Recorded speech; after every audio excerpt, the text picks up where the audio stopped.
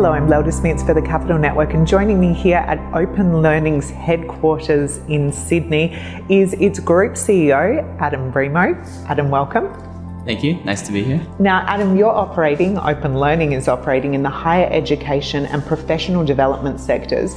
Can you tell us where the greatest opportunity lies in this market?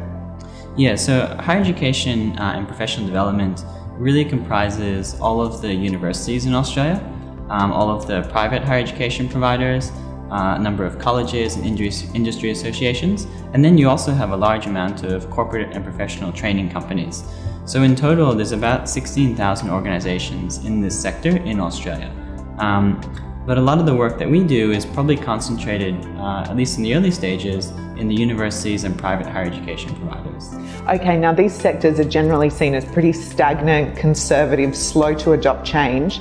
Where do you see the opportunities in providing them with a new option for a new century of technology?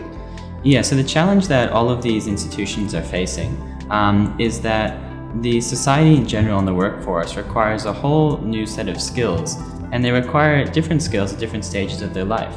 So whereas previously people may have studied at a university for a few years after high school, then worked for 10 to 20 years and then gone back to do a master's degree, or they may have started off at a TAFE or a vocational college and then worked for 10 to 20 years.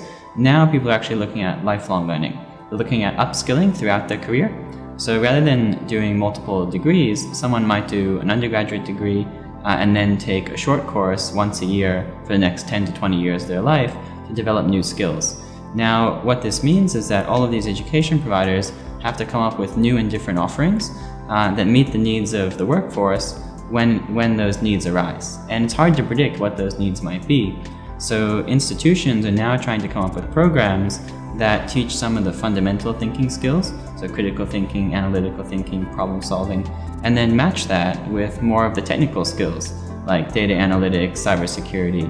And that's really where the challenge and the opportunity exists for a lot of these institutions in restructuring their offering so they can deliver shorter courses throughout somebody's life rather than longer degrees that they may take once in their life. Okay, and we're certainly always hearing about the changing nature of work and upskilling, and you mentioned lifelong learning.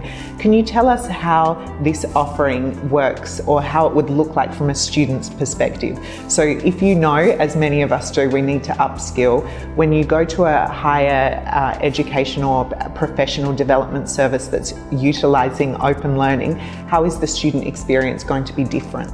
So a traditional online learning experience is usually one where students are watching a video, reading documents, looking at PowerPoint slides, and then there's probably a quiz to see if they remembered what they just read.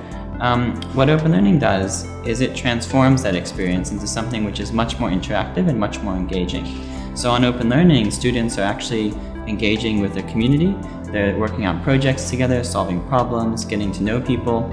And it's through that collaboration interaction that they can develop much better critical thinking, analytical thinking, and problem-solving skills. So what we do is we work with education providers, like these universities and colleges and industry associations, to transform their content from that traditional passive style of learning into one which is much more active and engaging so that students develop the skills that society needs in the future. Excellent. Well, Adam, thank you for the insights today on open learning and the industry overall. Thank you very much.